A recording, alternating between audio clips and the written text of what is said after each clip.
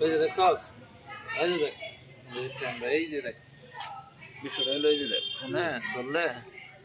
এই যে গ্যাপটা গ্যাপ কিন্তু বেড়া থাকবো তো চল না ক্যামেরা ধরবো ওইখান থেকে দেখ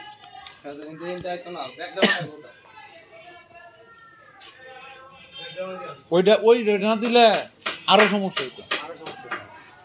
আচ্ছা ভাই কালকে আর দল ওই দুইটা যেতে আচ্ছা লাগে আর দাও নি একটা লাগবে বাকিটা বক করে হ্যাঁ